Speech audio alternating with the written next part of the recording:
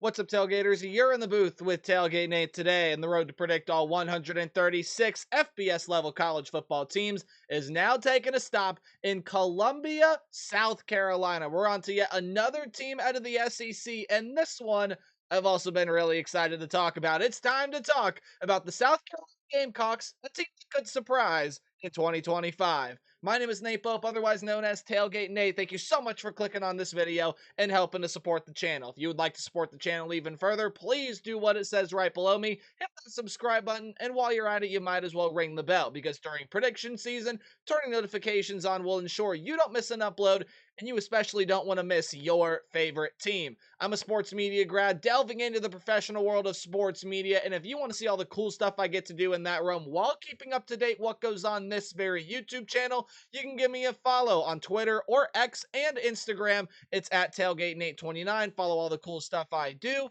and you can even email me, tailgatenate29 at gmail.com. I want to thank each and every one of you for supporting and interacting with me in the channel, however you may be doing so. With all that said and done out of the way, ladies and gentlemen, let us talk about the South Carolina Gamecocks led by Shane Beamer. The Towels are really going to be going in Columbia this year, because this is going to be a very exciting football team to watch with some lofty expectations after a pretty good year in 2024. How do we do preview predictions here on the channel? Well, we are first going to go through a roster overview in which the offense is going to be over to my left, the defense is going to be over to my right, and at the end of the video, we're going to look through the South Carolina Gamecock football schedule. We'll give it a game-by-game preview and prediction, and overall, this video is going to tell you what I think about the Gamecocks in 2025. However, there are some numbers I want you to be aware of before we do start. Right down below me are the returning production numbers. They are according to ESPN. They do factor in transfer portal additions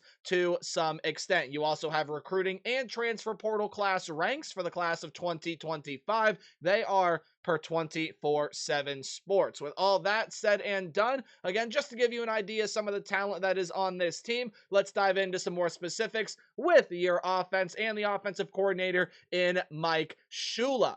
Let's talk about a guy at the quarterback position that I think everybody is really, really excited to watch, especially the fans that support these colors, Lenoris Sellers. Last season was a really, really good player for you. 2,534 yards, 18 touchdowns, and 7 interceptions. Was also the team's second leading rusher with 674 yards and 7 touchdowns, while averaging 4.1 yards per carry. The redshirt freshman last season, look, those stats don't necessarily jump out at you, especially the passing stats. Those rushing stats as a quarterback, okay, maybe be gonna lift an eyebrow among some fans in college football that don't know the name. Everyone needs to know this kid's name. He is dynamic, he is electric, he is explosive. All three of those words can absolutely mean the exact same thing, but my point being, I think he's going to be one of the most impressive and fun to watch players in college football this season. I really love what Lenoris Sellers is about. I really love his energy, his work ethic. Guys, he declined $8 million to stay here with South Carolina, and it's because he's poised for a massive breakout year. 3,000 yards, 3,500 yards, not out of the question, and he can have an even bigger rushing total than what he did last season. The pieces around him are really, really good as well, so let's dive on in to all of those. Your leading rusher in Rocket, or Raheem Sanders, is going to be gone. The former Arkansas Razorback transferred over to South Carolina and had a very productive season with the Gamecocks last year. Did have 881 yards and 11 touchdowns on 4.8 yards per carry. So you're going to be having a little bit of a retooled running back room. Your second leading rusher among running backs in Oscar Attaway does return right around 300 yards and a trio of touchdowns for him last season, but a big transfer portal addition when Rasul Faison transfers over from Utah State. With the Aggies last season, 1,109 yards and 8 touchdowns on 5.6 yards per carry. I think he's going to be that new lead back for you this year. And look, Oscar Attaway, very, very fine player to sit back there. You have some other pretty young yet talented depth pieces sitting behind those two, but those will be the main two guys out of the running back room this season, with Faison, I believe, is going to be taking over that lead back role. Now, wide receivers is where I think you're going to see most of the improvement in this offense stem from. Yes, there still are some things that this offense can improve upon, and especially if they do so, I mean, just quite simply put, I think they're going to be one of the most explosive units in the entire country. You are going to be returning Nick Harbor to this wide receiver room. The leading receiver among wide receivers only had 376 yards and 3 touchdowns last season. That, again, just does not seem like a great stat line. It's not going to jump off the page. It's not going to do any of that. But when you watch Nick Harbor play, the true junior this year, I think is poised for an absolutely phenomenal season. He could increase that wide receiver, or I should say that receiving yard total that I just read off, by a factor of 3, maybe even 4. When you have a guy in Lenora Sellers that I think is only going to improve as a passer this season, and Nick Harbor, the just immense talent that he is, I think he's going to have himself a really, really good season for the Gamecocks this year. He should lead this wide receiver room, and a ton of freshmen are going to be entering this room as well. To pair with Nick Harbor, you'll have guys like Jared Brown and Mazio Bennett. But look, they got 5 freshmen coming in here, and I'm going to list off all of them because at very least a couple will have some very high impacts. According to ourlads.com, the 2 that are projected to have at the biggest impact as they are in the 2 deep in the wide receiver room is Malik Clark and Lex Cyrus. When you go into the 3 deep, Donovan Murph, Jaden Sellers, and Brian Rowe. Yes, all 5 of those guys are freshmen entering this program, and they are going to be some absolutely phenomenal talents. Malik Clark is the highest rated recruit that they did bring in, not overall, just in terms of their wide receivers, was the 15th ranked wide receiver in the class of 2025, according to 24/7 Sports, is a 4-star player, and I think going to make probably the biggest impact of the freshmen. But again, any of those names, any combination of them, I think going to have a pretty big role to pair with Nick Harbor, who will lead this wide receiver room this year. Your leading receiver overall last season was your tight end, Joshua Simon. He is gone. 519 yards and 7 touchdowns for him, also 40 catches. All 3 of those stats did lead the team. He also had the 2nd longest catch last season at 57 yards. Only a guy by the name of Dalvion Campbell had a longer reception overall, and he is now with the NFL's Los Angeles Chargers. So Jordan Dingle is going to be transferring in here. He should be that starting tight end for you. If not, then Michael Smith, a true sophomore, he's still going to get a lot of playing time, but he also could potentially be your starter as well. In fact, ourlads.com has him being the starter. Obviously, Jordan Dingle, redshirt senior transfer, does have a lot more experience, but you're probably going to see both of those guys in the tight end room this season. 3 starters are gone off the offensive line, and transfers are going to help, but I think the starters are going to end up being pretty young here for the offensive line. It is a very key position. You do have Boaz Stanley transferring in to be your center. He has seen a lot of football as a redshirt junior, but the rest of this offensive line, man, look, you have a couple of senior transfers coming in Rodney Newsom and Nick Sharp, but as far as returners to this program, you don't have anyone better than a redshirt junior. So the offensive line, mixing and mashing pieces, I think it's going to be a big key to be able to help protect Lenora Sellers, especially if you want to see Sellers improve as a passer this year. He's got to have some time in the pocket, some protection. He can create out of the pocket, no problem. I think we're going to see that a lot this season, but I think the offensive line a big key position for South Carolina's this year. Let's start talking about your defense. Your defensive coordinator is Clayton White, and the Gamecock defense should easily build off of what they accomplished last season. Much great improvement last year, and you definitely could see more of that here in 2025. Good, experienced players do go pro in Kyle Kennard and TJ Sanders.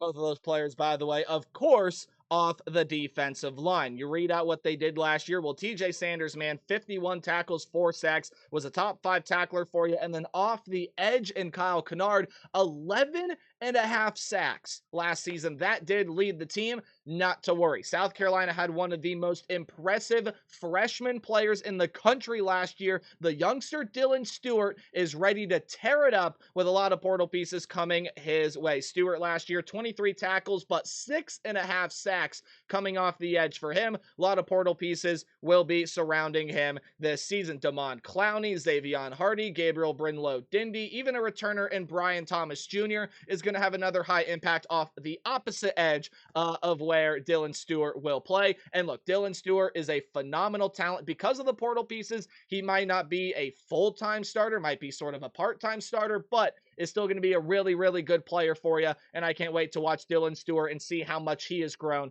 here this season. Again, as one of the best freshmen in college football last year. Your top 3 linebackers are no longer with the team, and that's top 3 in terms of tackles from last season. So that is going to be the likes of Bam Martin Scott, who is now with the NFL's Carolina Panthers, 67 tackles for him last year.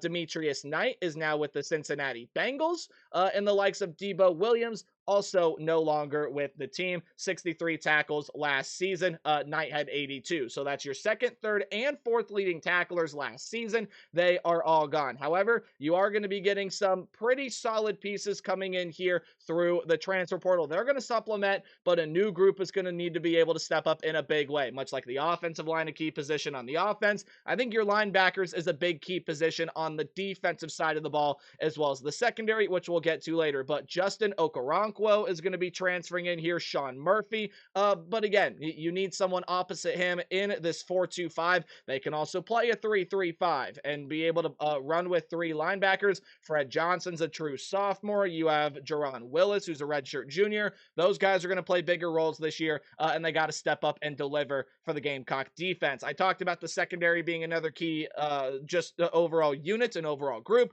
Lead tackler Nick Imanwori is going to be gone off of this team. Imanwori, apologies for mispronunciations along the way. 88 tackles for him last season. Also, second on the team with 4 interceptions last season. He's off to the Seattle Seahawks, and again, just a massive loss for the South Carolina defense. However, you are getting a lot of good guys back, right? Corner transfers are going to join a massive returning group that has Jalen Kilgore, DQ Smith, Peyton Williams, Judge Collier. All of those guys are going to be coming back for this team this year. And to put that in a little bit more perspective, Kilgore last season, 5 interceptions. That led the team a season ago. So, Brandon Siss, Miles Norwood. Those are a couple guys that come in through the transfer portal in that cornerback room that are going to help fill in some of the gaps. But Nick Imanwori did play safety. So again, you're just going to have some guys step up and play a little bit of bigger roles. But again, a lot of returning pieces in the secondary. It's a key position because of all they have coming back. Overall, a very, very talented team that overall is poised for a breakout season after going 9-3 in the regular season last year. Can they do it again? Let's find out by looking at the schedule. Well, let's find out right now. Here's the South Carolina Gamecock football schedule. But before we dive on into this, some numbers I want to make you aware of right down below me. No, I'm not telling you to place your money on any of these numbers courtesy of FanDuel. It just gives you some context on how good the odds makers think South Carolina is going to be this season. And well, they think South Carolina going to be a fairly solid group. 7.5 wins is that over-under total. To me, that's low. You'll find out why here in a second after we go through predict the schedule. But plus 2,500 odds to win the conference, plus 5,500 odds to win the national championship. All odds are current as of recording this video. Of course, they are subject to change, but let's talk about in terms of that SEC race, right? That is putting them currently right now 1, 2, 3, 4, 5, 6, 7, 8, 9, 10th in the conference to go win the whole thing. It seems like pretty steep odds. We know how good the SEC is, but they're even behind a team like Tennessee and behind Auburn. Maybe it could be some fuel to the fire for Gamecock fans, but let's start off with your first game here in Atlanta on Sunday, the final day of the month of August. You get to play the Virginia Tech Hokies, and it just feels like Virginia Tech is a team that's poised to leap at some point, and it could very well be this year for Brent Pry's group. Kyron Drones is going to be coming back, and they did really well in the transfer portal offensively, bringing in a lot of good pieces. They even did well in the portal defensively. I just don't think Virginia Tech is going to be up to talent, especially defensively, to contain everything that South Carolina is going to throw at them from an offensive standpoint. And getting this game in Atlanta, a little bit closer to South Carolina than where Virginia Tech is, I think is also massive. Gamecock fans going to show up. They're going to be loud. But I also think South Carolina is a little bit more talented than what Virginia Tech has. And thusly, I do believe the Gamecocks will see a win in their first game of 2025. And then they should be able to win the next two there as well. South Carolina State, an FCS opponent. Yep, South Carolina should have no trouble there. And then at home against Vanderbilt. Vanderbilt is interesting because of Diego Pavia, but Vanderbilt was able to pull off a really big win at home last season. I don't think they're going to be able to do that on the road. So again, even though Diego Pavia and Vanderbilt can be a really feisty team this year, I truly believe that, much like they were last year, I do, again, just think South Carolina a lot more talented. They will beat Vandy there at home. First true road game of the season for South Carolina. You got to go on the road and play the Missouri Tigers. And look, Missouri is trying to replace a lot of talent, right? I think still going to end up being a pretty solid team out of the SEC this year, but just so much leaving this team offensively, defensively. You especially, I think, are going to have a really, really tough time trying to fill in the shoes for Luther Burden at the wide receiver position. You're also losing Mookie Cooper there as well. Bo Primula is going to be transferring in to be the quarterback there. He's coming over from Penn State. I just don't necessarily think he's as good as what they did have with Brady Cook, who they're also trying to replace. A lot of defensive pieces they're going to need to fill in the gaps for as well. However, some really good returning pieces in the front seven and the secondary with some good transfers coming into boot. Damon Wilson from Georgia to play the Joker position. Dog Josiah Trotter. A little bit underwhelming at West Virginia, but the potential is pretty sky high for him. I do think Missouri can give South Carolina a battle here, but overall, again, it's going to be a problem with a lot of teams this year. I don't see how they're going to be able to contain South Carolina's explosive abilities. And for that reason, I think Lenora Sellers can very much so wreak havoc on this Missouri defense, especially without Blake Baker, who has now been at LSU the past couple seasons, or I should say last year and now this year. South Carolina will be able to win that game. Kentucky at home also lost a ton of talent. Kentucky did lose a lot in the wide receiver room. I believe new quarterback for Kentucky this year. Hey, you remember the name Zach Calzada? Yeah, he's going to be at Kentucky this season. Hasn't really shown me much that, again, he can perform now. Maybe something's going to be different under Mark Stoops' reign. We shall see inevitably and find out, but especially at home against an offense that's really explosive for all the defensive pieces you're trying to replace.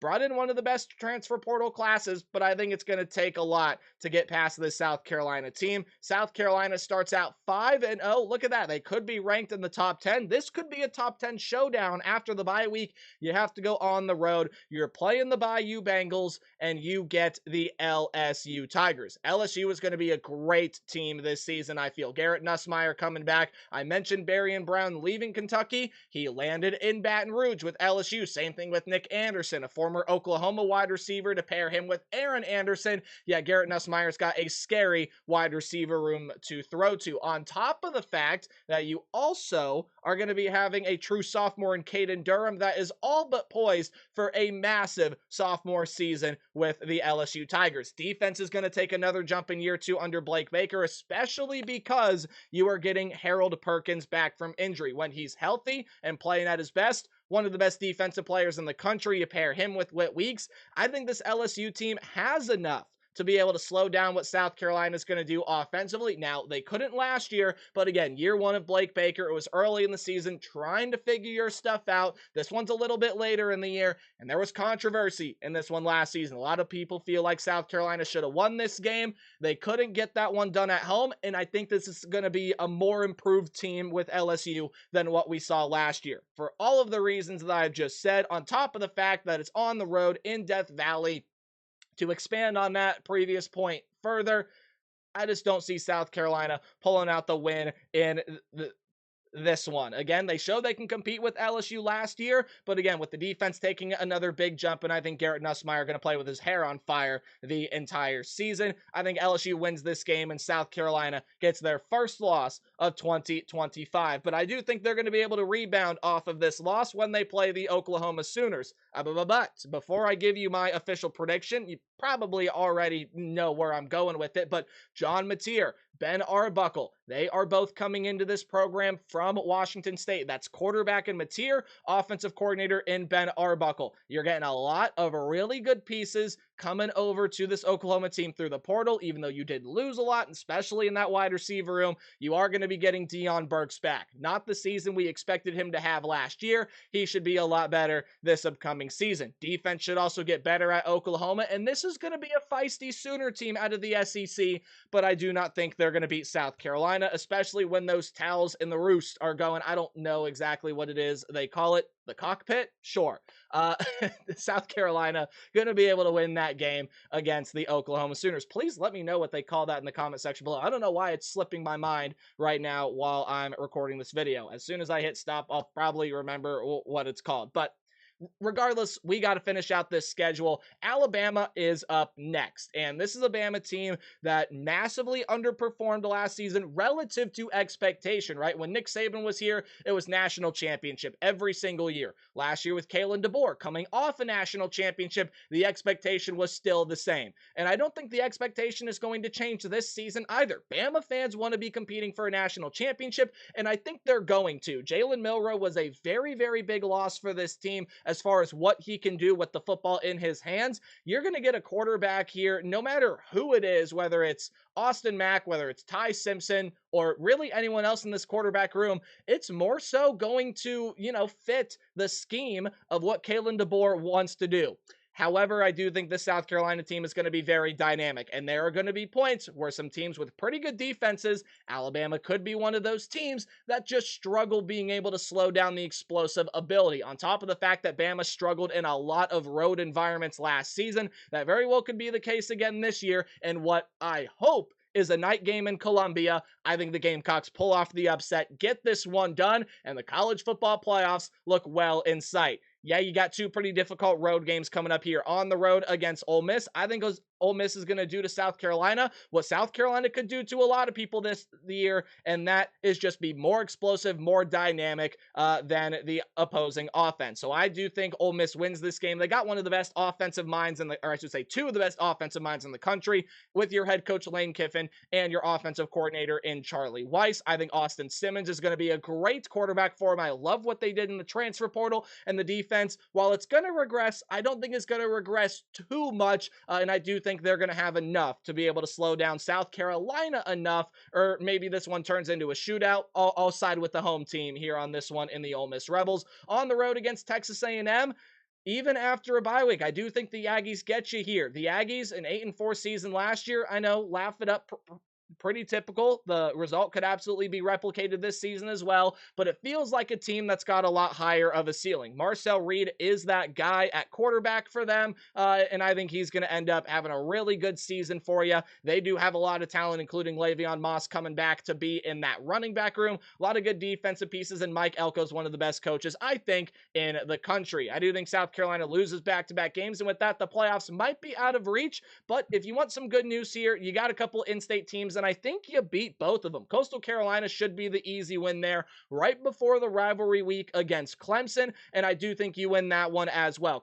South Carolina was able to beat the Clemson Tigers last year, and while I think it's going to be a lot better of a Clemson team, particularly defensively, I just think South Carolina is going to have enough. They got it done on the road last season. I think they're going to get it done at home this year, make it 2 straight over Clemson, and the Gamecocks beat the Tigers in a very, very good defense.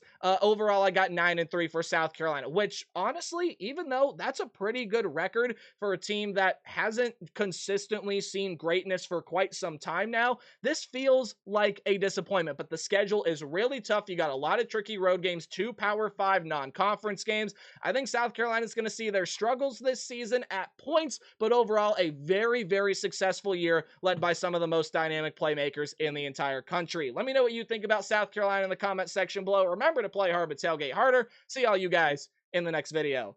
Goodbye.